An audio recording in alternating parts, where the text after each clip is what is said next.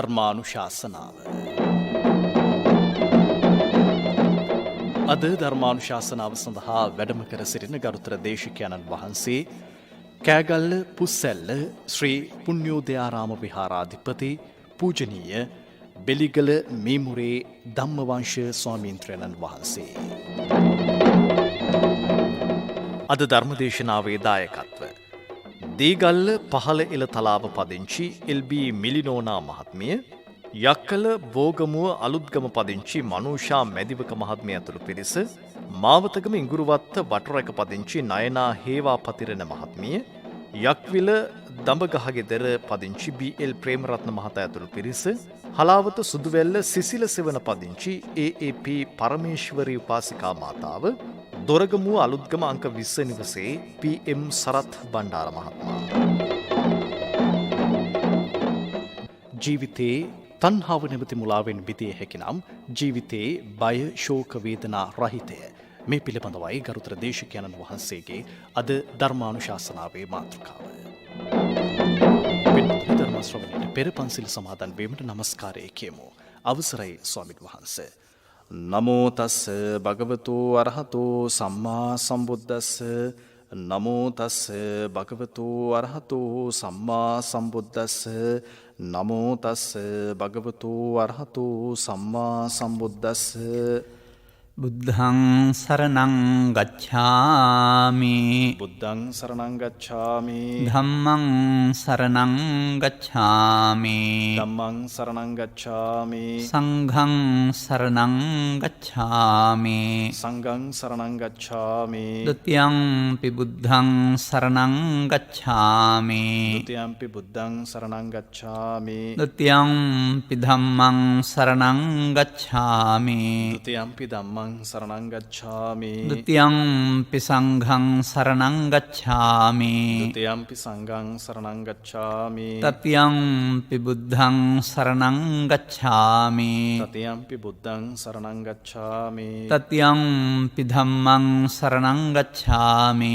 තතියංපි ධම්මං සරණං ගච්ඡාමි. තතියංපි සංඝං සරණං ගච්ඡාමි. තතියංපි සංඝං සරණං ගච්ඡාමි.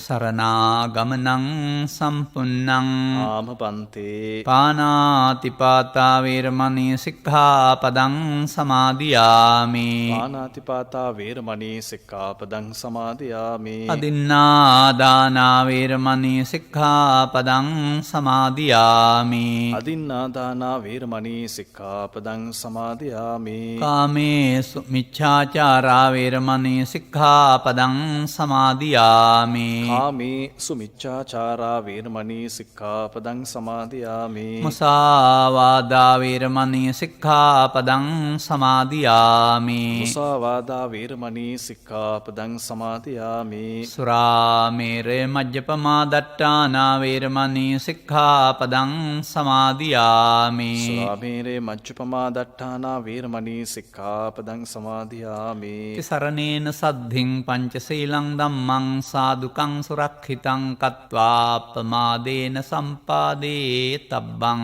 ආම බන්තේ සාදු සාදු සාදු. සමන්ත චක්ඛවාලේසු අත්‍රා ගච්ඡන්තු දේවතා සද්ධම්මං මුනි රාජස්ස සුනන්තු සග්ග මොක්ඛදං.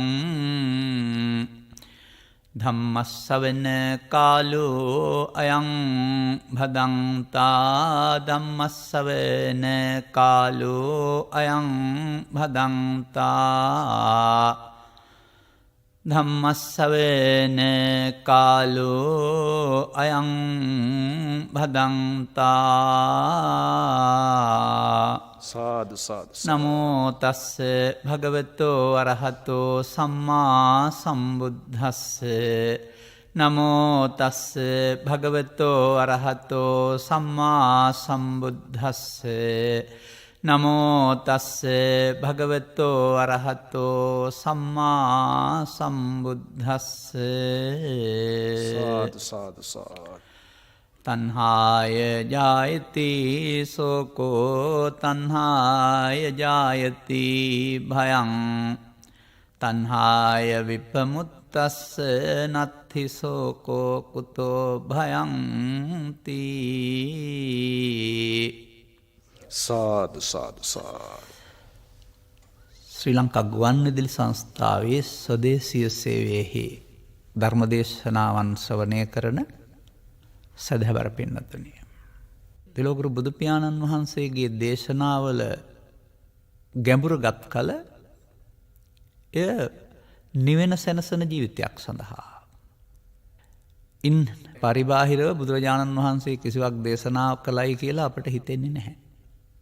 එහෙත් වත්මන් සමාජයේ බෞද්ධ පිරිස් ආමන්ත්‍රණය කරලා බැලුවම බොහෝ දෙනෙකුට බුදු සමයෙන් මේ නිවන සැනස ජීවිතයක් පිළිබඳ අවශ්‍යතාවයක් නැහැ. බුදු සමයේ පවත් පෙන්වනු ලබන පුණ්‍ය මාර්ගයේ උදව් කරගෙන මෙලොව සහ පරලොව සැප ලබා ගැනීමේ අරමුණ ඇතුව ජීවත් වෙන බව තමයි අපි දකින්නේ.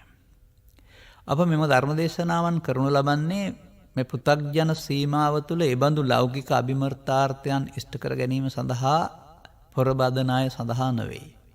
ඒ සඳහා ඕනෑ තරම් ධර්මදේශනා මේ රටේ පවතිනවා. තිලෝගුරු බුදු පියාණන් වහන්සේ වදාළ සත්‍ය කුමක්ද ධර්මය කුමක්ද එය ජීවිතයට එකතු කර ගැනීම තුළින් ජීවිතය සැනසෙල්ල කරා ගෙන යන්නේ කෙසේදැයි සදහම්හි ගැඹුර සොයන පිරිසක් මේ ශ්‍රී ලංකාදීපය තුළ පමණක් නොව විදේශ රටවල පවා සිටිනු ලබනවා. ඔවුන් සොයන්නන්ට සම්ම වෙන්න ඕන, හමු වෙන්න ඕන. එවගේම අපි තේරුම් ගත්ත කරුණු ඒ අනුව මේ මාධ්‍ය ඔස්සේ ප්‍රකාශ කරනු ලබන්නේ ධර්මය හොයන අයගේ වැඩි අවබෝධය සහ ධර්මයේ සරණ කර ගැනීම කෙසේ කළ යුතුද කියන කරුණු තේරුම් කර දීම සඳහායි. තවත් විදිහකින් කියනවා නම් මේ බණ ඕනෑ අය සඳහා. එහිදී අපාද පැහැදිලි කරන්න උත්සාහ කරන්නේ ටිකක් ගැඹුරු කරුණක්. ගාථා 423කින් යුක්ත වුණා වූ ධම්මපදෙහි තණ්හාවක්ගේ පවතිනා වූ ගාථා ගොඩක් තිබෙනවා. ඒවා නොදන්න කෙනෙකුත් නැහැ. එහි අර්ථය නොදන්න කෙනෙකුත් නැහැ සමහර විට. නමුත් මා මේ උත්සාහ කරනු ලබන්නේ අර්ථය විභාගයට තියෙන ආකාරයෙන් පැහැදිලි කර දෙන්නට නෙවෙයි. ඒ අර්ථය සඳහන් කරුණ ජීවිතය තුළ දැකගැනීමෙන් ඒ අනර්ථයෙන් මිදෙන්නේ කොහොමද? ඒක තියන කිසි අනර්ථයක් තියෙනවා. අනර්ථය තමයි මිනිසා දුකට කරදරයට පත් කරනු ලබන්නේ. අනර්ථයෙන් බැහැරවන්නේ කෙසේද කියන කාරණාව තමයි බුදුරජාණන් වහන්සේගේ ඉගැන්වීම. අන්න ඒ ඕනෑ අයට ඒ වටහා ගැනීමට කරුණු පැහැදිලි කිරීම තමයි අපගේ මේ කාලය කැපකිරීමේ බලාපොරොත්තු වන්නේ. කුමක්ද ඒ ඉගැන්වීම? ජායති සෝකෝ තණ්හාය. තණ්හාව නම් වූ යම්කිසි හැඟීමක් තිබේද මිනිස්ටිත් සතන්වල ඒ තමයි ලෝකයට නැත්තම් ජීවිතයට ශෝකය ජනිත කරනු ලබන්නේ. බිය නම් වූ යම් ආකාරයක අකමැති හැඟීමක් තිබේද ඒ තමාගේ ලෝකයට ජනිත කරනු ලබන්නේ තණ්හාව විසින්. විපමුක්තස්ස තණ්හාය. යම් විට ඔබට මේ ජීවිතේම ඒ අවස්ථාවේදීම තණ්හාවෙන් මිදෙන්න පුළුවන් වෙනවා. නත්ති සෝකෝ ශෝකයක් නැත කුතෝ බයක් නම් කොහින්ද? මෙපමණකින් ඔබ මේ දන්නවයි කියලා නතර වෙන්න එපා, සෑහීමටපත් වෙන්න එපා. බෞද්ධ ජනතාවගෙන් අපි විමසීමක් කළොත් ඕනෑම බෞද්ධ පින්නතෙක් පින්නතියක් නැත්තම් ගිහි පැවිදි ඕනෑම කෙනෙක් කියන්න දන්නවා දුකින් මිදෙන්න නම් තණ්හාවම නැති කරන්න ඕන කියන වචනේ පාඩම් නැති කෙනෙක් නැහැ. නමුත් ඔවුන් තණ්හාව දැකලා තියනවද, හඳුනාගෙන තියනවද, ඒ නැති කරන ආකාරය දන්නවද? යමෙක් මේ සමාජයේදී පුහුදුන් කියලා කියනවා නම්, කියා ගන්නවා නම්, ඊට අයත් වෙනවා නම් ඔවුන් බුදුන් වහන්සේ වදාළ තණ්හාව හඳුනාගෙනවත් නැහැ. නැති කිරීම කෙසේ වෙතත්. ඒ නිසා පළමුව මේ වදාළ වදනේ අරුත තමා තුලින් දැක ගන්න වෙනවා. එවිට මේ තණ්හා කියන වචනේ තියෙන්නේ සමුදය සත්‍යය. දුකට හේතුව තණ්හාව. අනතුරුව මේ තණ්හා කියන වචනේ විග්‍රහ කරනු ලබනවා ත්‍රිවිධ තණ්හා කියලා. ඒ තවත් විදියක්. එවිට කාම තණ්හා, භව තණ්හා, විභව තණ්හා යනුවෙන් සමුදය සත්‍ය මේ විග්‍රහ කරනු ලබනවා. කාම ලෝකයන්ට අදාළ අපාය හෝ මනුස්ස ලෝක සදිව්‍ය ලෝක. භව රූපී අරූපී භවයන්ට අදාළ ඇල්මවල්. විභව ශරීරය පිළිකුල්, ශරීරය දුක් සහිතයි, ශරීරයක් ගත්තේ නැත්නම්, ආයි ඉපදුනේ නැත්නම් එතන සාන්තයි ප්‍රණීතයි. එහෙම මරණින් එහා පැත්තට නිවීමක් බලාපොරොත්තු වෙන එක තමයි විභව තණ්හා කියලා කියන්නේ. විභවං අභිනන්දති කියලා තමයි සමහර සූත්‍රවල පැහැදිලි කරලා තිබෙන්නේ. එතකොට මේ තුන් භවය හා යෙදුන කියලත් කියනවා ත්‍රිවිධාකාරයේ තණ්හාවක්ම නැති කළ යුතුයි කියලත් අපේ සමාජයේ කල්පනා කරනවා. අපට මේ ත්‍රිවිධාකාරයේ තණ්හාවක් නෑ ඇත්තටම. කෝක හරි එකයි තියෙන්නේ. ඔබ කරන්න ඕන ඔබට තිබෙන තණ්හාව කුමක්දයි හොයාගන්න එක. ඒ ත්‍රිවිධාකාර උනේ ඒක වටහා ගත්තේ නැති අය යම් දේවල් මගහැර යාම තුළ ඊළඟ මුලාවකට හසු වීම තුළ තමයි ත්‍රිවිධ ස්වභාවයක් පවතින්නේ. තිලෝගුරු බුදු පියාණන් වහන්සේ පහළ වූ සමාජයේ ත්‍රිවිධ තණ්හාවටම අය හිටිය බැවින් ඒ අයට ඒ කරුණු පැහැදිලි කරන්න අවශ්‍ය වුණා. මා මෙතනදී අද භව හෝ විභව තණ්හාවල් පැහැදිලි කරන්නට කාලය ගන්නේ නැහැ. මොකද අපි මේ ජීවත් වෙන ලෝකයේ කාම ලෝකය අපට තියෙන තණ්හාවක් නැත්තම් කාම තණ්හාව. එතකොට විප්පමුත්තස් අපි එයින් මිදෙන්න අවශ්‍ය වෙන්නේ ඒක හඳුනා ගැනීම තුළින්. එතකොට මේ කාම භව විභව කියන එකෙන් කාම ගත්තම කාම කියන වචනේ අරුත්ත කැමති ආකාරයෙන් කියන එක. කැමති ආකාරය යන්නෙහි ගැඹුරකුත් පවතිනවා. බාහිර වශයෙන් පවතිනා වූ දෙයක් නොවේ. තමන් විසින් සිතේ හදාගන්නා වූ කැමති ආකාර මුලාවක් යන්නෙහි ජනිත කරලා තියෙන රහසිගත අර්ථයක්. දැන් අපි හිතන්නේ තණ්හා කරන්නේ හෝ මුලා වෙන්නේ බාහිර තියෙන වස්තුවකට දෙයකට කියන එක. නමුත් මේන් පැහැදිලි කරන්න උත්සාහ කරන්නේ බාහිර වස්තුවකට තියෙන දෙයක් නෙමෙයි බාහිර වස්තු හෝ ද්‍රව්‍ය උදව් කරගෙන තමන් විසින් සිතේ හදා ගන්නා වූ මුලාවක් යන්නයි තණ්හාව කියන්නේ. එබැවින් මේ කාම කියන වචනේ තවදුරටත් බෙදාගෙන යනවා අපි. එවිට කාමයන් තිබෙනවා 5ක්. තවත් එකක් එකතු වුණාම 6ක් තිබෙනවා. එවිට මිනිස් ජීවිතයක් තුළ පවතිනා වූ දොරවල් 6ක ක්‍රියාකාරීත්වයක් අපි හඳුනා ගන්න වෙනවා. පස් දොරට කියනවා ඇස කන නාසය දිවකය කියලා නැත්නම් චක්කසෝත ගාන ජීවහා කාය කියලා. පස් දොර මගින් ගත්තා වූ අරමුණු පස් දොර නොමැතිව ගන්න පුළුවන් ලෝකයක් අපි හදා ගන්නවා මනෝද්වාරය කියලා. එතකොට එතනක් තිබෙනවා යම් දෙයක්. දැන් මේ ටික ගත්තම අපිට තියෙන්නේ මෙන්න මෙහෙම තණ්හා ටිකක්. 6 විධ තණ්හාවක්. කාම තණ්හාව 6 විධ වෙනවා අපේ ලෝකයේදී. රූප තණ්හා ඇසෙන්, ශබ්ද තණ්හා කනෙන්, ගන්ධ තණ්හා නාසයෙන්, රස තණ්හා දිවෙන්, පොට්ටබ්බ තණ්හා කයෙන්, ධම්ම තණ්හා මනෝද්වාරික වෙන්නා වූ ලෝභ දේශ මොහ හැඟීම් වලින්. අන්න මේවා අඳුනා ගන්න නැතිව කොහොමද කෙනෙක් ඒ තැන්වල තණ්හාව දකින්නේ නිව කරන්නේ? ඇතැම් සදහවත් අපේ මව්පියන් කල්පනා කරන දෙයක් තමයි තමන් සතු දේවල් කාට හරි පරිත්‍යාග කළොත් නැත්නම් පන්සලට පූජා කළොත් තණ්හාව නැති වෙයි කියලා. අසරණයන්ගේ හෝ මව්පියන්ගේ හෝ සමාජ මෙහෙවර සඳහා හෝ ශාසනය සඳහා හෝ තමන් සන්තක දෙයක් පරිත්‍යාග කරන එක ඉතා හොඳ දෙයක්. ඒ පරිත්‍යාගශීලීත්වයට පුණ්‍ය චේතනාවන් ඇතුළත් වෙන බැවින් ඊට අදාළ සැප විපාකයකුත් මෙලොව පරලොව වශයෙන් හිමි වේවි. ආයු වර්ණ සැප බල. නමුත් එහෙම බාහිර යම්කිසි පරිත්‍යාගයක ප්‍රතිඵලයක් වශයෙන් මේ පංචකාමයේ තුන ඇලුනා වූ මුලාව දුරු කර ගන්න පුළුවන් නේද? ඒ තේරුම් ගන්න ඕන. එතකොට අපි මෙතෙක් ගමනේදී පැහැදිලි කරනු ලැබුවා මේ 6 විධ තණ්හාවක් කියලා. 6 විධ තණ්හාව නම් ඒ අවස්ථා 6ේදී තමයි නැවත උපදින්නේ. 6 අවස්ථාවේදීම තමයි ඒවා තේරුම් අරගෙන දුරු කරන්නට වෙන්නේ. එවිට අපට මේ තණ්හාව ඇති වුනේ අසකරණාසය දිවකය සිත නිසා නම් තණ්හාව නැති වෙන්නටත් ඕනේ අසකරණාසය දිවකයේදීමයි. එතකොට 6 විධ ආකාරයක අරමුණු සමග තියෙන යුද්ධයක් මේක තුළ පැහැදිලි වෙනු ලබනවා. මේ දහම වසන්ට පෙර මේ හැම කෙනෙක්ම මව්පියන් දූ දරුවන් සහ නැත්නම් රාජ්‍ය සේවකයන් වශයෙන් යම් මෙහෙවරක් කරමින් ලෝකේ ජීවත් වෙන්න උත්සාහ කළාය.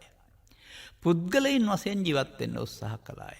මේ පුද්ගලයන් වශයෙන් ජීවත් වීමේදී ලෝකයේ තිබෙන කාරණා සමග ඇලීම් ගැටීම් නැමැති බන්ධනයක් බුදුබණ අහන්නට පෙර හැම දිනෙකටම සිද්ධ වෙනවා.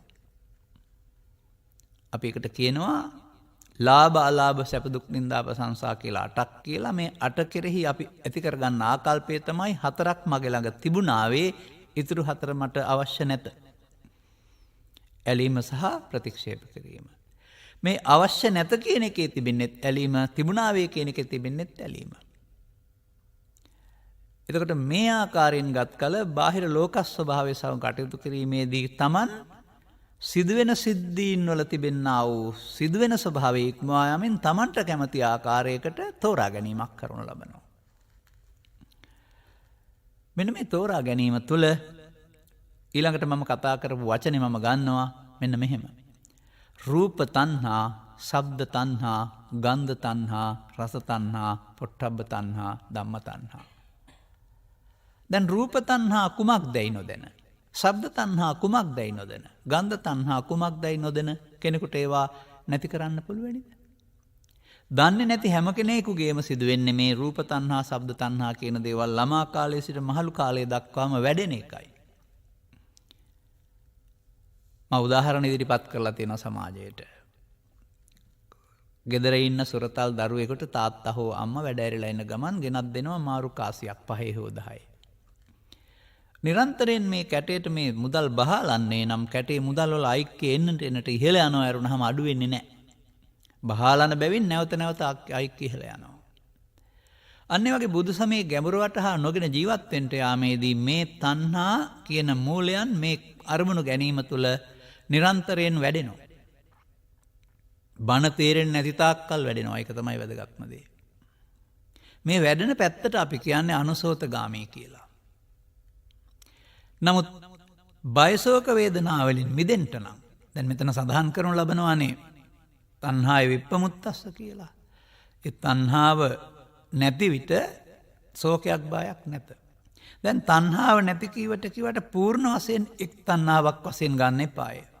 ඒක ගන්නට ඕන ඇසේ තණ්හාව, කනේ තණ්හාව, නාසයේ තණ්හාව, දිවේ තණ්හාව, කයේ තණ්හාව ආදී වශයෙන් වෙනම ගන්න වෙනවා. ඒ තැන්වල අපි තණ්හාවට බැඳුනේ කොහොමද? එතන තණ්හාව තිබෙන්නේ කොහොමද? එයින් මිදෙන්නේ කොහොමද? මේ රහස ධර්මශ්‍රවණය කොට තේරුම් ගන්න ඕන. මේ රහස ධර්මශ්‍රවණය කොට තේරුම් නොගෙන යම් කෙනෙකුට යම් තැනකට ගොස් වාඩි වෙලා දැස් පියාගෙන කවුරු හරි කියන දෙයක් කරමින් භාවනා වඩනවා කියලා කියන්න පුළුවන්. ඒ භාවනාව තුළින් කිසියම් චිත්ත ඒකාග්‍රතාවයක් හෙවත් අරමුණු නැති සාන්ත බවක් හමු වෙන්නත් පුළුවන්. නමුත් ඒ කෙනාට රූප, ශබ්ද, ගන්ධ, රස, පොට්ටබ්බ ධම්ම තණ්හා වැටහෙන්නේ නැත්නම් එතන ඒවා හැමම පවතිනවා. ඒවා වෙනයි, Tamanගේ භාවනාව වෙනයි. දැන් මේ තණ්හාව හොයාගන්න පුළුවන් තව ලස්සන වචනයක් තිබෙනවා. කොහොමද ඕක උපදින්නේ කියන එක පිළිබඳව. ඔය සමාජයේ භාවිතා කරන සතිපට්ඨාන සූත්‍රයේ සමුදය නිරෝධ සත්‍යවල උගන්වන රහසක් තියෙනවානේ.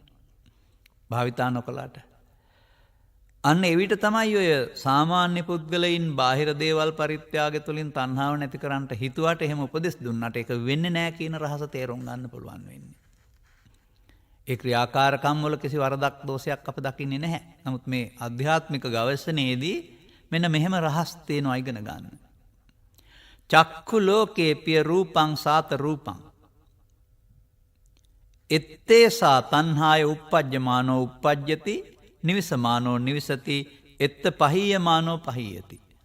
මේ වදන තේරුම් ගන්න. ජීවත් වෙන්න ගියාම මේ ලෝකයේ තියෙන ඇස තමයි මේ ලෝකයේ තියෙන මිහිරි ප්‍රිය ස්වරූපෙන් පවතින දෙය. ඇසට හම්බ වෙන රූපේ. ඇසේ තමයි එත්තේසා තණ්හාය. ඇසේ තණ්හාව uppajjamaano uppajjati ඇහි තණ්හාවක් උපදිනවා. නොදන්නා අයට. එත්ත නිවිසමානෝ නිවිසති එතනම තමයි තණ්හාව වාසය කරන්නේ. එත්ත පහීයමානෝ පහීයති ඇස නෙමේ ප්‍රහීන වෙන්නේ. බාහිර රූප නෙවෙයි ප්‍රහීන වෙන්නේ. Taman විසින් නැති කරගත්තා වූ තණ්හාව නැමැති මුලාව ඇසෙන් එලවා දාන්න ඕන. පහීයමානෝ පහීයති. දැන් එතකොට බුදුරජාණන් වහන්සේ වදාළ මේ ගාථාවේ තණ්හාවේ උපමුත්තස්ස කියලා තිබුණාට තණ්හාව හඳුනා ගන්න නැතුව සාවිද තණ්හාවක් තමා තුළ ඇති බව තේරුම් ගන්න නැතිව ඒ සාවිද තණ්හාවට අවස්ථා 6ට මුහුණ දෙමින් ඒවා දකිමින් ඒවා වැඩෙන ආකාරයේ තේරුම් අරගෙන බැහැර වෙන ආකාරයේ තේරුම් ගන්නේ නැතුව වදන් වලකින් ප්‍රකාශ කළ හිටි පමණින් කිසිවෙකුගේ තණ්හාව ෂේ වෙනවද? තණ්හක්කයෝ සබ්බ දුක්ඛං ජිනාති. සියලු දුක් ජය ගන්නට නැත්නම් දුක් පරාජය කරන්නට නම් තණ්හක්කය කියන වචනේ අනිත් පැත්ත තණ්හාව රැස්වීම. අන පෘථග්ජන කියන වචනේ සැබෑ අරුත මේ පස්දොරෙන් ලෝකයේ සම කටයුතු කිරීමේදී තණ්හාව රැස් කරමින් ඉන්නේ. ෂය කරමින් නෙවෙයි. ෂය වෙන්න නම් ෂය වෙන මාර්ගයේ තේරුම් අරගෙන ෂය වෙන ප්‍රතිපදාවට යන්න ඕන. ඒක තමයි පටිසෝතගාමී ප්‍රතිපදාව කියන්නේ. ෂය වෙන මාර්ගයේ අනේක තමයි ප්‍රතිපත්ති පූජාවෙන් බුදුන් පිදීම කියලා කියන්නේ. එහෙමනම් කොතරම් මේ කරුණ පැහැදිලිව වටහා ගන්න ඕනේද? තවත් වදනකට යමු අපි. සෝත ලෝකේ පිය රූපං සාත රූපං. සෝතේ නැත්තම් කන තමයි මේ ලෝකේ ජීවත් වෙනකොට අපට ප්‍රිය මිහිරි ස්වරූපයෙන් පවතින්නේ. කනේ ශබ්දය. ඒ ශබ්දය සමග ඇති වෙන ඇලීම තමයි එත්තේසා තණ්හාය උප්පජ්ජමානෝ උප්පජ්ජති.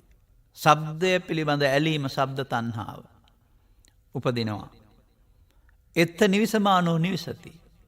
වාසය කරනවා නම් ඒ තණ්හාව වාසය කරන්නේ කනේ. එත පහියමානෝ පහියති. කනෙන් තමයි තණ්හාව බැහැරව යන්න ඕන.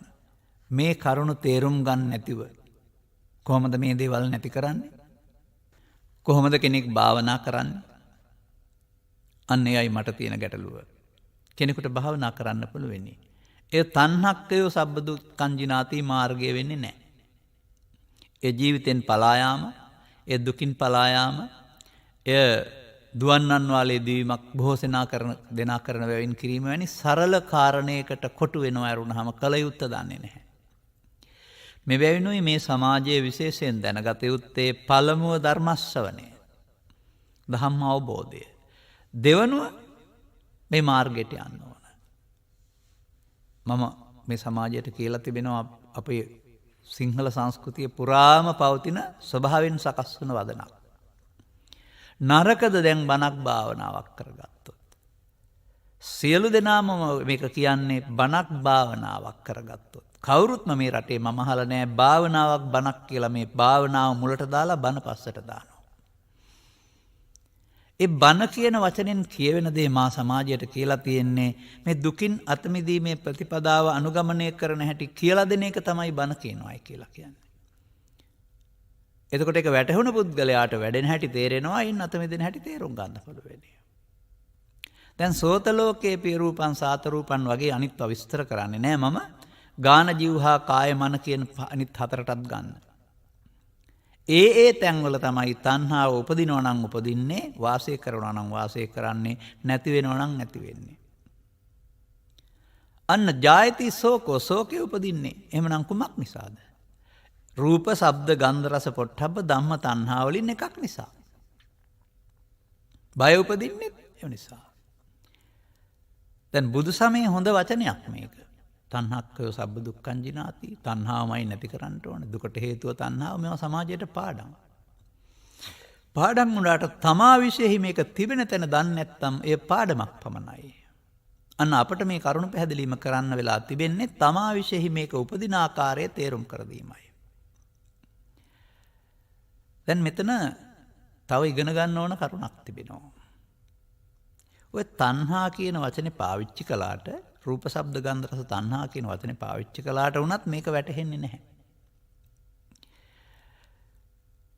ඒක තේරුම් ගන්න ඕන මෙහෙමයි.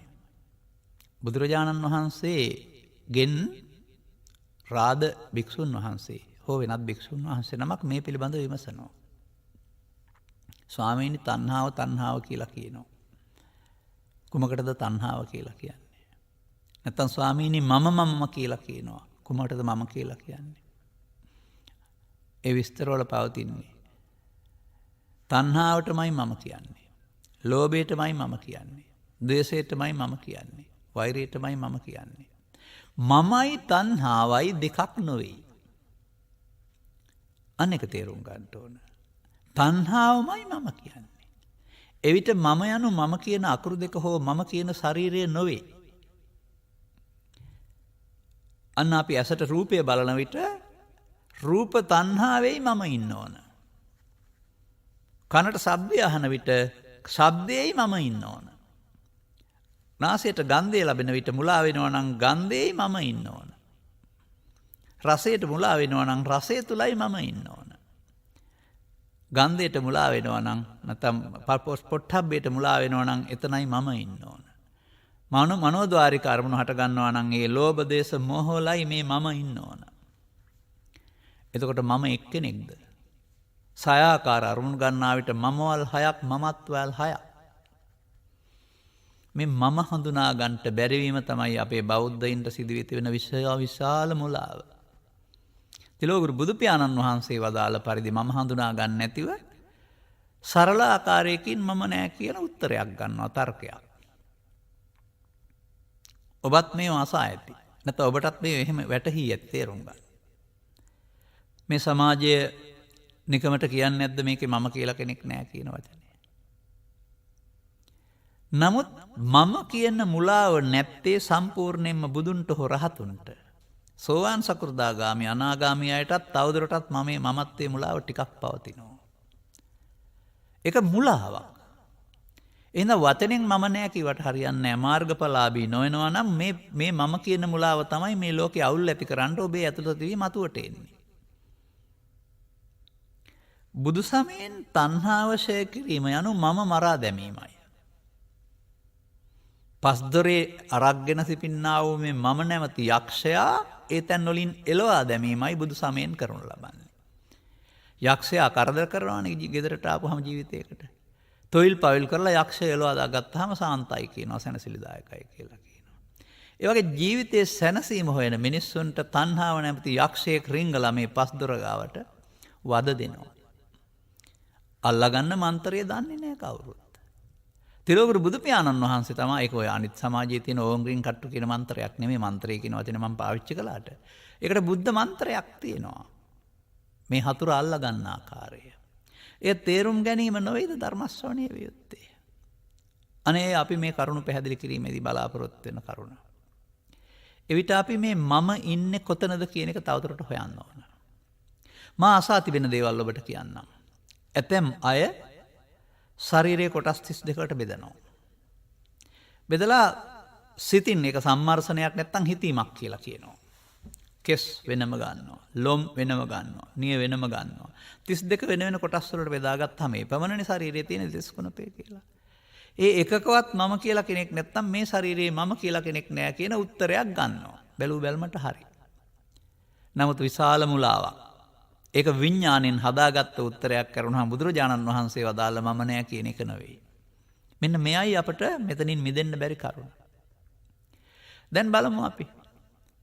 රූප තණ්හා, ශබ්ද තණ්හා, ගන්ධ තණ්හා, රස තණ්හා, පොට්ටබ්බ තණ්හා, ධම්ම තණ්හා, සවිද තණ්හාව. කොහොමද වැඩුණේ? අනෙක් තේරුම් ගන්න වෙනවා. කුඩා දරුවෙක් සම්බන්ධයෙන් ගන්න. පස් දොරක් පවතිනවා, අරමුණු ගන්නවා. නමුත් වර්තමාන සමාජයේ තියෙන අයට තරමට ඒ පිළිබඳ ඇලීමක්, ගැටීමක්, තරහ ගැනීමක් කොහොම නැත්නම් පසුපස ලුහු බැඳීමක් මෙබඳු තත්ත්වයක් නැහැ. එමෙවුන් තත්ත්වයක් නැති බැවින් ඔවුන්ගේ ජීවිත මුහුණ වගේම හදවතත් පිරිසිදුයි, සැහැල්ලුයි. මේ අරමුණෙහි ඇලීම කියන එක අවුරුදු 4 5 6 7 යනකොට ඇති වෙන කරුණක්. ඇලීමේදී අපි තෝරා ගන්නවා. මේවා හොඳයි, මේවා නරකයි කියලා. හොඳයි කියලා තෝරාගන්න එක ඇලීම බවට පත් වෙනවා, නරකයි කියලා තෝරාගන්න එක ගැටීම බවට පත් වෙනවා. එතකොට ඇලීමට ලෝභ කියනවා, ගැටීමට ද්වේෂ කියනවා. ඇලීම ඇති වුනහම ඇති වෙන මුලාවට ඇලීම මුලාව කියනවා. එතකොට ලෝභ මම, ලෝභය මම. ගැටීම මුලාව බවට පත් වෙනකොට ද්වේෂය මම. ලෝභ මෝහ ද්වේෂ මෝහ කරනවායි කියලා කියේ තේරුම එතකොට ඒ අරමුණු මමත්වෙන් ගන්නවායි කියන එක. දැන් තේරුම් ගන්න ඕන කරුණ තමයි මේ 6 නිසා හටගන්නා වූ ධර්මතා මොනවාද? අරමුණු ගැනීමේදී. අන්න අපිට මේ අරමුණු ගැනීම, තණ්හාව හට ගැනීම පිළිබඳ අවබෝධයක් නැතිව කරන්නා වූ සීල සමාදානයේදී, කරන්නා වූ අනිකුත් කාරණාවලදී ඔබට තේරෙනවා දැන් තණ්හාවට කිසි පහර වැදීමක් වෙන්නේ නැහැ, අවබෝධයක් වෙන්නේ නැහැ කියලා. අන්න වත්මන් සමාජයේහි මේ සදහම් හෙළි නොවූ යුගයක අපේ මව්පියන් නැත්තම් අපේ ආතීත පරම්පරාවල අය විහාරස්ථානයේ ඇසුරු කොටගෙන පංචශීලයක්, අටශීලයක්, දසශීලයක් ආදී වශයෙන් සීල වෘත්ත මගින් අනාගතයේ ලැබෙන තණ්හක්කයක් පිළිබඳ බලාපොරොත්තු තියලා වෘත්ත සමාදානයක් තුල ආවේ. එයින් කියවෙන්නේ උන්ට තණ්හා පිළිබඳ කිසිම අවබෝධයක් තිබුණේ නැහැ කියන එක. ඇතැම් විට උන්ට පේන්නේ පෘථග්ජන සමාජයේදී මේ ලෝකේ තියෙන මේ කරුණ තමයි සැප ගෙනත් දෙන්නේ. තව තවත් මේ සම්පත් මෙලොව සහ පරලොව වශයෙන් ලැබෙනවා නම් ඒ සැප ලැබෙනවායි කියලා ඒ තණ්හාව ඒ පැත්තට ඇති කරගෙන ඒවා ලබන්ට කල්පනා කරනවා ඇරුණහම තණ්හක්ඛය කියන එක පෘථග්ජන භාවයට කරදරයක්. අකමැති දෙයක්. අපට ඒක එපා කියන දෙයක්. මේ බැවිනුයි අපි මේ කරුණ මැනවින් තේරුම් ගන්න අවශ්‍ය වන. මේ බැවිනුයි අපි මෙම කරුණ මැනවින් තේරුම් ගන්නට අවශ්‍ය වෙන්නේ. එවිට මේ පුද්ගලයාගේ ක්‍රියාකලාපයේ පුද්ගල ස්වභාවයේ එක්මවාගේ තව දහමක් පවතිනවා. පුද්ගලයා තමයි යනවා එනවා කනවා බොනවා කියන කාරණාවල නිරත වෙන්නේ. නමුත් මේ ගැඹුරු දහම විශ්ලේෂණයේදී තේරෙනවා පුද්ගලයා යනු ඇසෙන් කනෙන් නාසයෙන් දිවෙන් කයෙන් හෝ සිතින් අරමුණක්ගෙන අරමුණ සමග ජීවත් වීම. එවිට අරමුණ මොනවද තියෙන්නේ? රූපාරම්මන, සද්ධාරම්මන, ගන්ධාරම්මන, රසාරම්මන, පොට්ටබ්බාරම්මන, ධම්මාරම්මන. මේ හයෙන් එකක් සමග කටයුතු කිරීම තමයි ජීවත් වෙනවායි කියලා කියන්නේ. මෙහි පාලනයක් නැති කොටසක් තිබෙනවා නින්දෙන් පසු අවදි වෙන තුරු කාලය. එය අපට පාලනය කරන්න බෑ. මෙහෙන් සංවර වෙන තරමට ඒක සංවර වෙනවා, මෙහි අසංවර වෙන තරමට නින්ද අසංවර වෙනවා. බයසෝක සහිත වෙනවා. නමුත් අපට පාලනය කළ හැකි එකක් තමයි අවදි වූ තැන් පටන් නින්දට යන දක්වා පවත්වන හිටින ඉඳින යන නිදන කියන ඉරියව්වලදී මේ අරමුණු සමග එකතු වීමේදී ඇතිවුණ මුලාව තේරුම් ගත්තාම ඇතිවුණ මුලාවෙන් මිදෙන්නට ඒ තැන්වලට අවධානයක් යොමු කරන්න වෙනවා. ඒ අවධානය තුළින් තමයි වැඩෙන තණ්හාව, ක්ෂය කරන තණ්හාව පැත්තට යන්න කෙනෙකුට පුළුවන් වෙන්නේ. එබැවින් ක්ෂය කියන වචනේ තේරුම් ගන්න. ක්ෂයවලට විරුද්ධ වචනේ රැස්වීම, රාශිකරණය. නමුත් බුදුන් වහන්සේ වදාරනවා ලෝභක්ඛය, දෝසක්ඛය, මෝහක්ඛය. ලෝභ දේශ මොහයන්ගේ ක්ෂය වීමට කියනවා නිවීම කියලා. දැන් මෙහෙමත් මතක් කරගන්න. වර්තමාන මොහොතේ බයසෝක වේදනා ඔබට තිබෙනවා නම් ජීවිතයේදී ඒ හැමනම් බාහිර ලෝකයේ තියෙන සංසිද්ධීන් නිසා නෙවෙයි, සංසිද්ධීන් උදව් කොටගෙන ඔබට ඔබේ මේ තණ්හාය කියන කොටස නිසායි මේ අවුල ගෙනත් දෙන්නේ.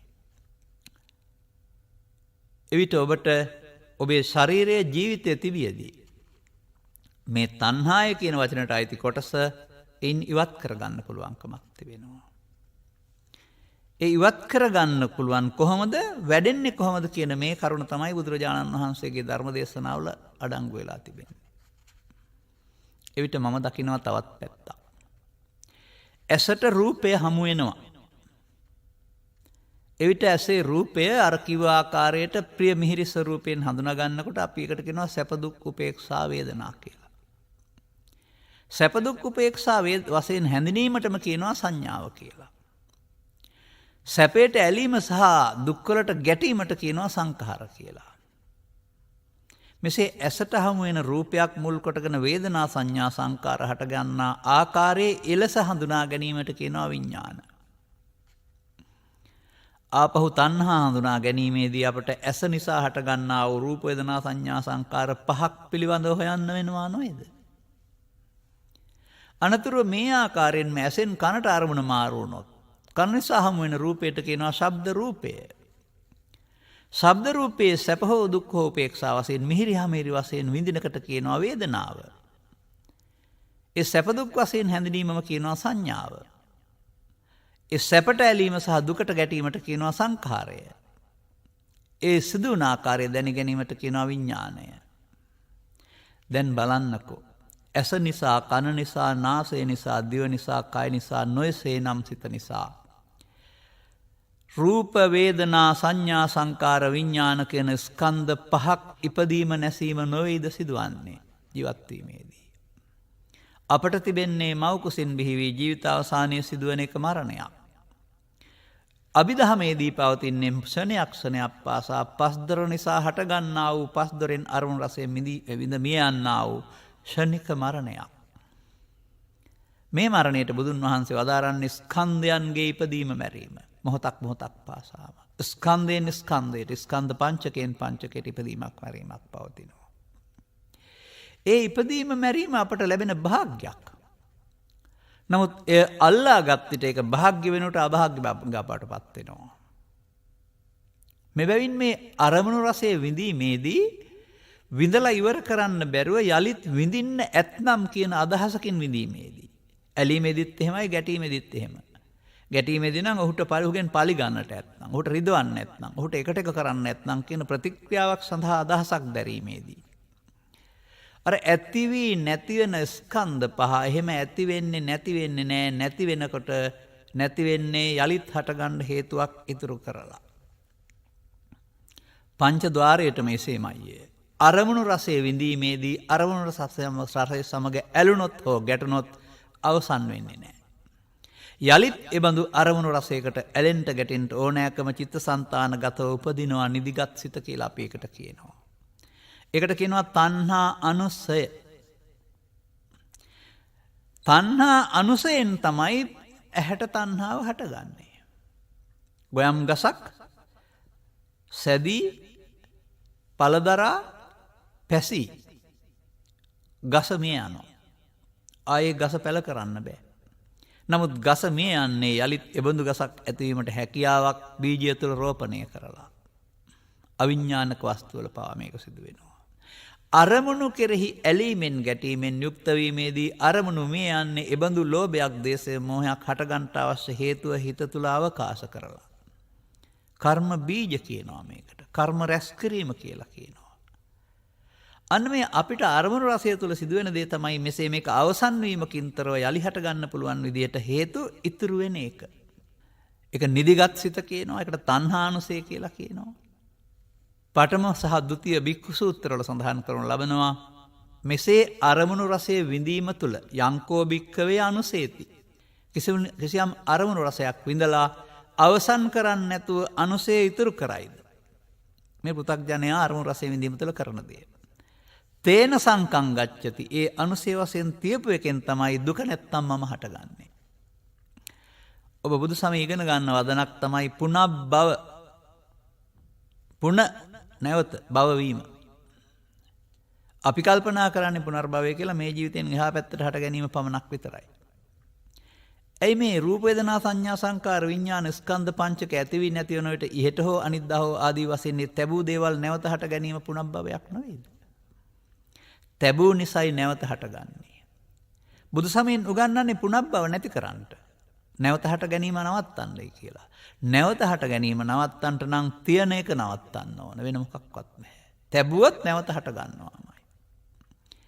දැන් තබන්නේ කොහොමද? අපි හිතාමතා කරන දෙයක් නෙවෙයි. එක්තරා විදිහට හිතාමතා තමයි. මොකද අපි ඒක දන්නේ නැහැ. නමුත් අපි අතින් ඒක සිද්ධ වෙනවා. මෙන්න මේ අරමුණෙහි මුලා වීම. ඒකට කියනවා ලෝභ, මෝහ, ද්වේෂ, මෝහ කියලා. ඒ අරමුණෙහි මුලා වීමේදී එය බාර ගන්නවා. කැමැති වශයෙන් බාර ගන්නවා, අකමැති වශයෙන් බාර ගන්නවා. ඒ බාර ගැනීමේදී තමයි එතෙන්ට මම නැමැති මුලාව වෙන්නේ. මේ අරමුණේ මුලා වීමෙන් තමයි මම හැදෙන්නේ. එතකොට ඒක මගේ නම් ඒක මම වෙනවා, ඒක මගේ ආත්මය වෙනවා. බුදුරජාණන් වහන්සේ මනවින් පැහැදිලි කරලා තියෙන්නේ රූප වේදනා සංඥා සංකාර විඥාන කියන ස්කන්ධ පංචකයේ යමෙක් මගේ කොට මම කොට මගේ ආත්ම කොට ගනීද? අන්න පෘථග්ජන පුද්ගලයන් ගාව නොදැන සිදුවෙන දේ. වදනෙන් ඔවුන් අනිච්චන් දුක්ඛං අනාත්තා දන්නවා. අරමුණු රසය සමග ඇලීමේදී ඔවුන් අනිච්චන් දුක්ඛං අනාත්තා වෙනුවට නিত্য සුඛ ආත්ම සංකල්පයේ ධර්මයේ වශයෙන් භාවිතා කරනවා. ඔබ දන්නවාද, ඔබ තේරුම් ගත යුතුයි නේද? නিত্য සුඛ ආත්ම සංකල්පයෙන් අරමුණු රසය සමග ඇලීමේදී තමයි තණ්හාව වැඩෙන්නේ, තණ්හානුසයට හේතු ඉතුරු වෙන්නේ. මේවා තේරුම් ගන්න නැතුව කොහොමද තණ්හාවක් හඳුනාගන්නේ සහ නැති කරන්නේ? අරමුණු රසය සමග ඇලීමේදී හෝ ගැටීමේදී ඇලීම මම, ගැටීම මම වෙනවා. මමත්වයෙන් කටයුතු කිරීමේදී එතන තියෙන්නේ රූප වේදනා සංඥා සංකාර කියන ස්කන්ධ පංචකය නিত্য සුඛ ආත්ම කොට ගැනීම හෙවත් පංච උපාදානස්කන්ධයක් බවට පත්වීම. පංච උපාදානස්කන්ධයෙන් හටගෙන නිකන් මේ යන්නේ නැහැ. ඉදිරියට හේතුවක් තබා මිය යනවා. අන්න පුනර්භවයට හේතු රැස්වීම සිදු වෙන්නේ, දුක් ඉපදීමට හේතු රැස්වීම සිදු වෙන්නේ අරමුණු රසයේ මුලා වීමේදී. මෙන්න මෙය සමාජයේ විසින් කරන වරද වශයෙන් බුදුරජාණන් වහන්සේ දේශනා කරලා දාරනවා. එබැවින් බුදුරජාණන් වහන්සේ සියලු සංස්කාර ධර්මයන් සඳහා අනිත්‍ය දුක්ඛ අනාත්ම වූ දර්ශනයක් දේශනා කළාට පෘථග්ජනයා එය දන්නේ වදනින් පමණයි. ඔවුන්ගේ සංකල්පය ඔවුන්ගේ ජීවන ප්‍රතිපදාව දර්ශනය වන්නේ සංඛාරයන් නිත්‍ය සුඛ ආත්ම බවයි. එබැවින් නිත්‍ය සුඛ ආත්ම සංකල්පයේදී තණ්හානුසය ඉතුරු වෙනවා. තණ්හානුසය ඉතුරු වීම නිසා තණ්හාය ජායති සෝකෝ තණ්හාය ජායති බයං හට ගන්නවා. එනම මේ පෘථග්ජන භාවය තුළ නිත්‍ය සුඛ ආත්ම සංකල්පය තුළ ස්ත්‍රී පුරුෂ ගිහි පැවිදි ભેදයකින් තොරව බය ශෝක වේදනාවන්ගෙන් මිදිලා ඉන්න තැනක් නැහැ. නමුත් බුදුරජාණන් වහන්සේ වදාරන්නේ තණ්හා විපමුක්තස්ස. මෙතනින් තණ්හාව මුදවා ගන්න පුළුවන් නම් මේ ජීවිතය තුළම තමයි බයයි දුකයි නැත්තේ. නැත්ති සෝකෝ. සෝකේකුත් නැහැ. කොයක් කොහින්ද? එබැවින් තණ්හාවෙන් මිදීම අවශ්‍ය වන්නේ මියගිය විටද? එබැවින් තණ්හාවෙන් මිදීම අවශ්‍ය වන්නේ අනාගත බුදුවරයෙක් ඉදිරියේද? අනාගත බුදුවරයෙක් දක්වා යන ගමන එහෙනම් තණ්හාව රැස් කිරීමක් නොවේද? එහෙනම් බයසෝක වේදනා මේ ජීවිතයට පමණක් නො ඉන්දිනියට දිගටමත් විඳින්න වෙනවා නේද? පෘථග්ජනයා නොදැන බයසෝක වේදනා ප්‍රාර්ථනා කරනවා කියන එකේ තේරුම දුකම මට හොඳයි කියලා ඒක ඉස්සරහටත් ඉල්ලනවා කියන එක නොවේද? අන්න මේ කරුණ තේරුම් ගැනීම තමයි බුද්ධෝත්පාදයක කල්යාණ මිත්‍ර සේවනය තුළින් සදහම් හමුවීම කියලා කියන්නේ. එවිට ඔහුට යන මගේ වරද සහ නිවැරදි කර ගැනීමට කළ යුතු දේ වැටහෙනවා. එබැවින් යම් තැනක නම් තණ්හාව එතනිනුයි තණ්හාව නැති විය යුත්තේ. පසුව නෙවෙයි. එත්තේ සා තණ්හාය උප්පජ්ජමානෝ උප්පජ්ජති. එත්ත නිවිසමානෝ නිවිසති. එත්ත පහීයමානෝ පහීයති. එහෙනම් ඇසේ රූපයේදී රූප තණ්හාව බැහැර වෙන්න ඕන. කනේ ශබ්දයේදී ශබ්ද තණ්හාව බැහැර වෙන්න ඕන. නාසයේ ගන්ධයේදී ගන්ධ තණ්හාවක් තියෙනවා නම් බැහැර වෙන්න වෙනවා. එහෙම සයාකාර තණ්හා බැහැර වෙනකොට තමයි තණ්හක්කය වෙන්නේ. බැහැර වෙන්නේ කෙසේද වැඩෙන්නේ කෙසේද කියන මේ දෙක තේරුම් ගන්න වෙනවා. අරමුණු රසයේ මුලා වීමේදී අරමුණු රසය අල්ලා ගැනීමේදී අරමුණු රසය මම මගේ ආත්ම සංකල්පයට ගොදුරු වෙනවා. එවිට අරමුණු රසයක් හඳුනා ගැනීම සඳහා උපදින රූප වේදනා සංඥා සංකාර විඥාන කියන ස්කන්ධ පංචකය මමත්වයෙන් ගන්නවා. එවිට ඒ පංච උපාදානස්කන්ධය බවට පත් වෙනවා. පංච උපාදානස්කන්ධයේදී ස්කන්ධ පහ නැති වුණාට හේතු ඉතුරු නොවි අවසන් වෙන්නේ හේතු ඉතුරු නොවි. අන්න පංච උපාදානස්කන්ධ පරිහරණයේදී දුක් වලට හේතු ඉතුරු වීමෙන් අවසන් වෙනවා. මේ දුක් වලට හේතු ඉතුරු වීමෙන් අවසන් වීමට කවදාවත් අනිත්‍ය දුක්ඛ අනාත්ම කියන්නේ නැහැ. දුක් වලට හේතු ඉතුරු වීමෙන් අවසන් වීමට තමයි කියන්නේ නිත්‍ය සුඛාත්ම සංකල්පය. එබැවින් බුදුරදුන්ගේ සංකල්පය නේතං මම නේතු හමස්මින් නමේසවත්තා. පෘථග්ජනයන්ගේ සංකල්පය ඒතං මම ඒතු හමස්මින් ඒසෝ මේ අත්තා. මෙන්න වෙනස. ඒතං මම ඒතෝ හමස්මින් ඒතෝ මේ අත්තා සංකල්පය තුළ ජීවත් වෙලා ස්ත්‍රී හෝ පුරුෂ ගිහි හෝ පැවිදි කොහේ හිටියත් තණ්හාය ජායති සෝකෝ චන්හාය ජායති බයං වලින් මිදෙන්න බෑ උරුමයි.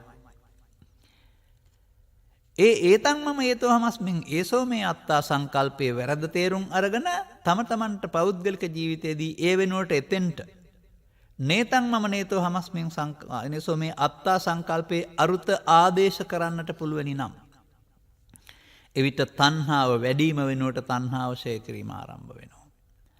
එබැවින් රූපේදී, ශබ්දේදී, ගන්ධේදී, රසේදී, පොට්ටබ්බේදී මේ ద్వාර පහට සහ මනෝද්වාරයට එන අවස්ථාවේදී ඒ වර්තමානයේ නොවේද මේ තණ්හාව දැකලා අවසන් කරන්න ඕන. තණ්හාව යනු අද තැබූ දෙයක් නෙවෙයි. අද දක්වා ගමනේදී අරමුණු රසයට මුලා වීම තුළින් ශේෂ කළ දෙයක්. ඒ ශේෂයේ තියෙන නිසා තමයි ඔබට හතුරා දකින්නකොට තරහ උපදින්නේ. මිතුරා දකින්නකොට ඇල්ම උපදින්නේ. එහෙම නැත්නම් පිළිකුල් සහගත දෙයක් දකින්නකොට පිළිකුල හිතට එන්නේ. බිය සහගත දෙයක් දකින්නකොට බිය හිතට එන්නේ. ඒ බාහිර ලෝකේ තියෙන දේවල් නෙවෙයි. ඒවට අදාළ දේවල් අපි සිතේ එකතු කරගෙන තියෙන නිසා අපේ සිත තුළ තියෙන දෙයක් තමයි මේ මතුවෙන්නේ. මේක මෙසේ සිත තුළ තියෙන දේවල් මතු කරගෙන විඳිනවට කියන්නේ විඳිනව නෙවෙයි විඳවනවායි. අපි අතීතයට අසු වෙලා අපි හදාගත්ත ලෝකයක් තුළ අතරමං වෙලා මේ නිදහස් වෙන ආකාරය අපට කිසිවිටකත් තේරෙන්නේ නැහැ. පේශකාරවරයෙක් Tamanගේ මැෂින් එක තුළ තියෙනා වූ නූල් පන්දු අවුල් කරගත්තා වගේ. එහෙමයි උදාහරණෙ පෙන්නලා තිබෙන්නේ. නූල් පන්දුව අවුල් වුණාම ලියා ගන්න බෑ. අන්න ඒ වගේ අවුල් වූ නූල් පන්දුවක් තමයි ජීවිතේ භාවිතා කරනු ලබන්නේ පෘථග්ජාන කෙනා තමන්ගේ කටයුතු වලට. ලිහන්නමයි හදන්නේ. ප්‍රශ්න විසඳන්නමයි හදන්නේ. එක ප්‍රශ්නයක් විසඳනකොට ප්‍රශ්න දෙකක් විසඳනකොට තුනක්. මෙසේ අප නිත්‍ය සුඛාත්ම සංකල්පයේදී අඳුරෙන් අඳුරට යමින් දුක් වලට හේතු රැස් කරමින් මානන් දකින්නේ නිත්‍ය සුඛාත්ම සංකල්පය තුළ ජීවත් වන්නා බුදුරජාණන් වහන්සේ දෙස බලාගෙන පස්සෙන් පස්සට යන්නෙක් විදිහටයි. එබැවින් තණ්හක්ඛය සඳහා නිත්‍ය සුඛාත්ම සංකල්පය වළංගු නැහැ. ඒවා අපි තවදුරටත් පැහැදිලි කරනවා ඉදිරියේදී. දැනට වචනේ පමණයි පාවිච්චි කළේ. එබැවින් ඒ තැන්වල ඒ දේවල් උපදින්න ඇරලා රූප තණ්හාවේදී, ශබ්ද තණ්හාවේදී, ගන්ධ තණ්හාවේදී, රස තණ්හාවේදී ඒ අය මම, ඒ අය ලෝභය, ඒ අය ද්වේෂය, ඒ අය මෝහය. අන්තිම විග්‍රහයට එනකොට ලෝභයයි මම, ද්වේෂයයි මම, මෝහයයි මම. මම නම් ඒක මගේ, මගේ නම් ඒක මගේ ආත්මය. මගේ නම් ඒක මම නම් ඒක මගේ ආත්මය. එහෙමයි ගන්න ඕනේ. ඒක ඒතන් මම ඒතුහමස්මින් ඒසෝ මේ අත්තා කියන එකේ තේරුම. මෙසේ අරමුණු මම මගේ ආත්ම සංකල්පය කොට බිඳින්නා තණ්හාව රැස් කරන්නේ. මොන තණ්හක්ඛය වීමක්ද? අන්න ඒ නිසා තණ්හක්ඛයෝ සබ්බ දුක්ඛං දිනාති. අරමුණෙන් තණ්හාව ෂය කරලා දාන්න ඕන. අන්න තනිව එක එක්කෙනා කරන්න ඕන. තනිව මේකට මුහුණ දෙන්නට ඕන. සිදුවන ආකාරය තේරෙන්නට ඕන. රැස් කිරීම වෙනුවට අස්කිරීම ප්‍රතිපදාව බවට පත් කරගන්නට ඕන. මෙන්න මේ කරුණ තේරුම් ගැනීමට තමයි අවශ්‍ය පුද්ගලයාගේ ඇසුර කල්යාණ මිත්‍ර සේවනය. කරුණ වටහා ගැනීමට අවශ්‍ය කරුණ ධර්මශ්‍රවණය. දැන් කර්ම රැස් කිරීම යලි උපදිනට හේතු රැස් කිරීම අයෝනිසෝ මනසිකාරයේ ප්‍රතිඵලයක්. දැන් තේරුම් ගත්ත පුද්ගලයාට ඉදිරියට නොතබා අවසන් කිරීමට උදව් වෙන්නේ යෝනිසෝ මනසිකාරය. ඒ යෝනිසෝ මනසිකාරයේදී ස්කන්ධ පංචකයෙන් පංචකයට අනිදුක්ඛ අනාත්මය බලන එකට කියනවා ධම්ම අනුධම්ම පටිපදාව. වදන් විතරක් පොත්වල තිබුණාට වදන් විතරක් පාඩම් වෙලා තිබුණාට බෑ. මෙන්න මේ කරුණ වටහා ගන්නට ඕනේ.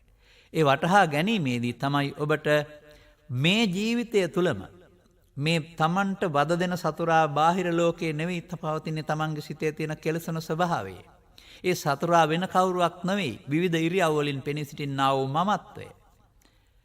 මමත්වයේ මරා දැමීමට අනිදුක්ඛ අනාත්ම නැති කඩුව පාවිච්චි කරන්න කියලා බුදුරජාණන් වහන්සේ භාවිතා කරනවා. කර්මක්ෂය කිරීම, කෙලෙස් නැසීම, තණ්හක්ඛය කිරීම දෙකක් තුනක් වෙන්නේ නැහැ මේවා. අන විදර්ශනා කියන වචනෙන් කියවෙන්නේ අන්න ඒකයි. මේවා එන්න ඇරලා යලි ඉදිරියට තියන්නේ නැතුව ඉදිරියට තැබීමේ වේදනාව යලි හට ගැනීම සිදු වෙන බව දැනගෙන යලි හට ගන්න නැති වෙන්න නම් අවසන් කරන්න ඕන. මේ අවසන් කිරීම සම්බන්ධයෙන් තියෙන වදන් කීපයක් පමණක් මා මෙතනදී කියන්න කැමතියි. සූත්‍ර දේශනා ගණනාවක තිබෙනවා. න අදිවාසේති පජහති විනෝදේති බ්‍යන්ති කරෝති අනභවං ගමේති. මේ ඔබ විසින් කළ යුතු දෙය. මේ වදන් පිළිලේ අරුත තේරුම් ගන්න. වැරදි පැත්තට කියනවා අපි ඒකට අදිවාසේති නප්පජහති නවිනෝදේති නබ්‍යන්ති කරෝති න අනභවං ගමේති. ඔන්න ප්‍රතිපදාව පෘථග්ජනයන්ගේ. ඒ කියන්නේ ඒකේ නිත්‍ය සුඛාත්ම සංකල්පේ නැමැති බීජය තියෙනවා, කර්ම රැස් කරන බීජය තියෙනවා. එයින් මිදෙන්න ඕනේ. එවිට තමයි මේ වදන් පහට ආйти අරුත අපේ ජීවිතයේ භාවිතයටපත් වෙන්නේ. නාදිවාසේති පජහති විනෝදේති බ්‍යන්ති කරෝති අනභවං ගමේති. නාදිවාසේති ඒ මම කොට මගේ කොට ඉවසන්නේ නැහැ. බාර ගන්න නැහැ. පජහති ප්‍රතික්ෂේප කරනු ලබනවා. මට එපා ඒ එල්ම කියන එක. විනෝදේති විනයනය කරනු ලබනවා වීරියෙන්. බ්‍යන්ති කරෝති අවසන් කරනු ලබනවා. අනභවං ගමේති යලිත් හටගන්න නැති විදිහට නිමා කරනු ලබනවා. මෙන්න තණ්හක්ඛය මාර්ගය. අපි තවත් ධර්ම දේශනා ගණනාවක් තුලින් ඔබට මේ කරුණ වෙනස් සූත්‍ර දේශනා ආශ්‍රයෙන් පැහැදිලි කරන්න උත්සාහ කරනු ලබනවා. එබැවින් තණ්හාය විප්පමුත්තස්ස නත්තිසෝකෝ කුතෝ බයං කියන ප්‍රතිඵලය අපට අවශ්‍ය වන්නේ මරණින් පසු නොවේයි. අනාගත බුදුවරයෙක් ඉදිරියේත් නොවේයි.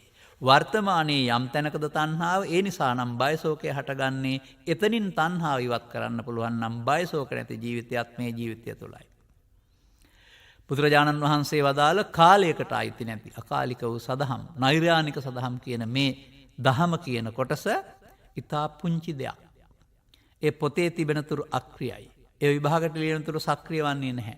ඒත් කෙනෙක් ජීවිතයේ උපදවාගෙන භාවිතා කරන විට ඔහු ඒ දහම සරණ කරගන්න කෙනෙක් බවට පත් වෙනවා. ඒක සක්‍රිය ක්‍රියාමාර්ගයක් බවට පත් වෙනවා. ඔහුට එහි ප්‍රතිඵල හිමි වෙනවා. ඔහු තණ්හාව රැස් කිරීම වෙනුවට තණ්හක්ඛය මාර්ගයේ යන්නෙක් බවට පත් වෙනවා. ස්ත්‍රී හෝ පුරුෂ, ගිහි හෝ පැවිදි. ඔවුන් එවිට උපාසක උපාසිකා හෝ බික්කු බික්කුණී කියන ශ්‍රාවකයින් බවට පත්වෙනවා ඇඳුම කෙසේ වෙතත් ධර්මයේ සරණින්. එබැවින් මෙම දහම් තේරුම් ගැනීම වර්තමානයේ මිනිසුන්ගේ සිත්වල පවතිනා වූ ගැටුම් ගැටලු නිමා කිරීම සඳහා වර්තමානයේ භාවිතා කළ හැකි බුදුරජාණන් වහන්සේ වදාළ හොඳම ඖෂධයයි. මේ ඖෂධය තේරුම් අරගෙන ඔබේ සංසාරගත දුකේ දුක නැමැති ලෙඩින් මිදීමට මේ ඖෂධය භාවිතා කර ගැනීමට මෙම ධර්මානුශාසනාවද උපයෝගී කොට ගන්නා ලෙස මතක් කරමින් ඔබ හැමදාට දහම් මැස පෑදීමට මෙම ධර්මානුශාසනාව හේතු වාසනා වේවා කියන සුභාශිංසනයද කරමින් අප ධර්මානුශාසනාව මෙතකින් අවසන් කරනු ලබනවා. අවසරයි ස්වාමින් වහන්සේ අද ධර්මදේශනාවේ දායකත්ව පිළිබඳව සිහිපත් කරන්නට. වසර 5කට පෙර මියගිය ග්‍රාමීණධාරී හිටිහාමී මහත්මයාට පින් අනුමෝදන් කිරීමට කලකට පෙර පරලෝසපත් ගුණසේකර පියාණන්ට සිදූ හාමී මෑණියන්ට පින් අනුමෝදන් කිරීමට පවුලේ මියගිය සිළුම ඥාති හිත මිත්‍රාදීන්ට පින් අනුමෝදන් කිරීමට දායකත්වයේ දරන්නේ පහළ එළතලාව පදිංචි මිලිනෝනා හා දරුවන් දෙදෙනා. සැප්තැම්බර් මාස 3 වන දින උපන්දිනයේ සැමරූ ආර්.එම්. අමරලතා මෑණියන්ටත් සුනිල් මැදිවක පියාණන්ටත් මිසන්දී සෙලිත්සා දියණිය ආර්ය නදීර් පුතා සහ පවුලේ සහ ලෝකවාසී සියලු දෙනාටම නිදුක් නිරෝගී සුව චිරජීවනයේ පැතීමට මීගිය රංජිත් දිසානායක මාමාට පින් අනුමෝදන් කොට නිර්වාණ සෝය පැතීමට දායකත්වයේ දරන්නේ යක්කල බෝගමුව අලුත්ගම අංක 125න් 19 ඒ නිවසේ මනුෂා මැදිවක මිතුන් මැදිවක සහ අනුෂ්කා මැදිවක යන පවුලේ සියලු දෙනා. වටරක ඉඟුරුවත්ත පදිංචි ලීලා ජයසේකර මෑණියන්ගේ 2021 සැප්තැම්බර් 3 වන දිනට යෙදුණු 85 වන ජන්මදින නිමිත්තෙන් නිදුක් නිරෝගී සුව චිරජීවනයේ ප්‍රාර්ථනා කිරීමට යු.එම්. ජයසේකර පියාණන්ට නිදුක් නිරෝගී සුව දීර්ඝායුෂ පැතීමට මීට වසර 9කට පෙර පරලෝසපත් W. හේවාපතිරණ පියාණන්ට වසර 4කට පෙර පරලෝසපත් එම්.එච්. පෙරරා මෑණියන්ට පින් අනුමෝදන් කිරීමට පවුලේ සහ ලෝකවාසී සියලු දෙනාටම කොරෝනා වසංගතයෙන් මිදී නිරෝගී සුවය ප්‍රාර්ථනාවෙන් දායකත්වයේ දරන්නේ දුව නයනා හේවාපතිරණ සහ පුතා බෝපේ බණ්ඩාර දිසානායක යන අය. යක්විල දඹගහගෙදර පදිංචිව සිට මීට වසර 13කට පෙර පරලෝසපත් බී.එල්. සයිමන් අප්පුහාමි පියාණන්ට පින් අනුමෝදන් කිරීමට වයස අවුරුදු 92ක් සපුරමින් රෝගාතුරව සිටින ඩී.එම්. ඩිංගිරිමණිකා මෑණියන්ට නිදුක් නිරෝගී සුවය ප්‍රාර්ථනා කිරීමට දායකත්වයේ දරන්නේ බී.එල්. ප්‍රේමරත්න පුතුණුවන් සහ එම භාර්යාව ගුණවති බී.එල්. අනුරසිරි පුතුණුවන් සහ එම භාර්යාව ඉන්ද්‍රකාන්ති බී.එල්. අනුරුද්ධ පුතුණුවන් සහ එම භාර්යාව සුනේත්‍රා නිර්මණී බී.එල්. දයාවති දීනී යන දූදරුවන් මුරුබුරන් සහ මිනිබිරියන් යන පවුලේ සියලු දෙනා. 2021 ජූනි 7 වන දින පරලෝසපත් ඒ.ඒ.පී. තිල්ලනාදන් සහෝදරයා අභව්‍ය ස්ථානවල උපත ලැබ තිබේ නම් මෙම පිනෙන් එම ස්ථානවලින් අත්මිදී වාසනාවන්ත ධර්මානුකූල ජීවිතයක් ලැබේවා. වාසනාවන්ත ස්ථානයක උපත ලබා තිබේ නම් ඒ වඩාත් වර්ධනය වේවා. අවසන පතන බෝධියකින් නිවන් සුවත් වේවායි පැතීමට පරලෝසපත් දෙමව්පියන්ටත් ගුරුවරුන්ටත් ඥාති හිත මිත්‍රාදීන්ටත් පින් අනුමෝදන් කිරීමට ධර්ම ශ්‍රවණය කළ සැමට චතුරාර්ය සත්‍ය ධර්මයේ අවබෝධ වී නිවනින් සැනසුම අත්වේවායි පැතීමට සුළු දිනාටම නිදුක් නිරෝගී සුව චිරජීවනයේ ප්‍රාර්ථනා කිරීමට දායකත්වයේ දරන්නේ හලාවත සුදුවැල්ල සිසිල සෙවන පදිංචි ඒ.පී. පරමේශ්වරී උපාසිකා මාතාව ඇතුළු සහෝදර සහෝදරයන් 5 දෙනා චන්දිමාල් නිරෝෂණ නානායක්කාර සන්දිව් මනුජේ නානායක්කාර යන ඥාති දරුදරියන් මුණුබුරු මිනිබිරියන් සියලු දෙනා. මීට මාස 3කට ඉහතදී එනම් 2021 ජූනි 5 වන දින පරලෝසපත් වූ ජී.ඩබ්ලිව්.එම්. අනුලාවතී මෑණියන්ට පරලෝසපත් වී අවුරුදු 2ක් සපිරෙන පී.එම්. රන්බණ්ඩා පියාණන්ට පරලෝසපත් සහෝදරයන් දෙදෙනා ඇතුළු සිළුම ඥාති හිත මිත්‍රාදීන්ට පින් අනුමෝදන් කිරීමට පවුලේ සැමට නිදුක් නිරෝගී සුව චිරජීවනයේ ප්‍රාර්ථනාවෙන් දායකත්වයේ දරනවා දොරගමුව අලුත්ගම අංක 20 පදිංචි පී.එම්. සරත් බණ්ඩාර පුතුණුවන්. දැන් පුණ්‍ය අනුමෝදනාව සඳහා ගෞරවනීය දේශිකානන් වහන්සේට ආරාධනය. පිනින් මදාය පින් ලබත්වා දුකටපත් අය දුකින් අත මිදේවා සසර වසනාතුරා රෝග පීඩාවන්ට ඉබදු අකල් මරණයන්ට නොපැමිණ බුද්ධ ආදී මහෝත්තම කල්යාණ මිත්‍ර සේවනය ලබා උතුම් නිවන් සුවයෙන් සැනසෙන්නට පරලොස් සැපත් හැමට මේ පින් හේතු වාසනා වේවායි අපද ප්‍රාර්ථනා කරමු. අනුග්‍රහක බෞතුන් වූ ඔබ හැම දිනාටමත් මේ ධර්ම ශ්‍රවණය මෙලොව වශයෙන් නිදුක් නිරෝගී සුව චිරජීවනයේ පිණිස දීර්ඝායු සැප සම්පත් පිණිස රැකියා ආදී කටයුතු වල සාර්ථකත්වයේ පිණිස රෝග පීඩා දුරු වීම පිණිස හේතු වේවා. වේවා. බුද්ධාදී මහෝත්තම කල්යාණ මිත්‍ර සේවනය ලබා මෙලොව පරලොව ජීවිතය සකසා ගැනීමෙන් සකල දුක්ඛයන්ගේ නිමා වන්නා උතුම් නිර්වාණ සෝයෙන් සැනසෙන්නට ඔබටත් මේ ආනිසංසය සහ අවබෝධය හේතු වාසනා වේවායි අපද ිතසිතින් මෙසේ ප්‍රාර්ථනා කරමු. ආකාසට්ඨා ච බුම්මට්ඨා දේවා නාග මහිද්దికා පුඤ්ඤන්තං අනුමෝදිත්වා චිරං රක්ඛන්තු ත්වං සදා. සෑම දිනාටම තෙරුවන් සරණයි. අද ධර්මානුශාසනාව පැවැත් වූ ගරුතර දේශිකානන් වහන්සේ කෑගල්ල පුස්සැල්ල ශ්‍රී පුණ්‍යෝදයාරාම විහාරාධිපති පූජනීය බෙලිගල මේමුරේ ධම්මවංශය ස්වාමීත්‍රයන්න් වහන්සේ. උන්වහන්සේට නිදුක් නිරෝගී සුවචිර ජීවනයේ අත්වේවායි කියන උතුම් ප්‍රාර්ථනාවෙන් අපි සාදුකාරයක් පවත්වමු. සාදු සාදු සාදු.